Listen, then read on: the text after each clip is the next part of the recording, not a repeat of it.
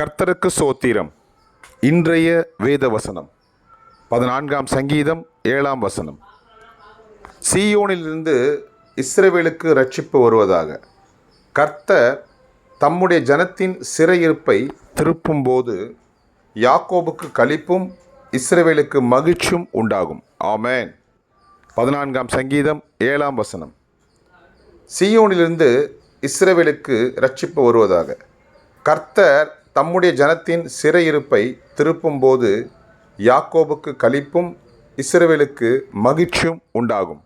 ஆமென். 14ஆம் சங்கீதம் 7ஆம் வசனம். கர்த்தர் உங்களை ஆசீர்வதிப்பாராக, உங்களோடு கூட இருப்பாராக. ஆமென்.